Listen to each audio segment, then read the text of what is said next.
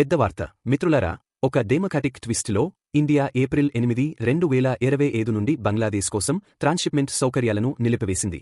Transshipment సౌకర్యం అంటే ఏమిటంటే, బంగ్లాదేశ్ తన ఎగుమతి కార్గోలను భారతదేశ భూ సరిహద్దు కస్టమ్స్ స్టేషన్ల ద్వారా ఇతర దేశాలకు పంపగలదు. దీనిలో భారతీయ ఓడరేవులు మరియు విమానాశ్రయాలు ఉపయోగించబడతాయి. భారత ప్రభుత్వం ప్రకారం ఈ సౌకర్యాలు భారతీయ విమానాశ్రయాలు మరియు ఓడరేవులలో రద్దీని పెంచుతున్నాయి.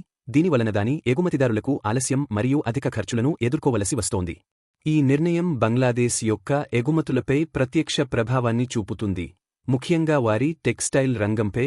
ఇది భారత భూభాగం ద్వారానే ఇతర దేశాలకు వెళుతుంది. ఈ పరిణామం Bangladesh chief adviser doctor Muhammad Yunus China పర్యటన తర్వాత వెంటనే వచ్చింది. అక్కడ అతను భారతదేశ ఈశాన్య రాష్ట్రాలు భూపరివేష్టితమైనవి అని మరియు ఈ ప్రాంతంలో ఇండియన్ ఓషన్కి బంగ్లాదేశ్ మాత్రమే గార్డెండని అన్నారు. కానీ ఈ వ్యాఖ్య భారతదేశంలో చాలా ప్రతికూలంగా చూడబడింది మరియు కొంతమంది నిపుణులు ఈ నిర్ణయాన్ని దానికి సంబంధించిన ప్రతిచర్యగా భావిస్తున్నారు.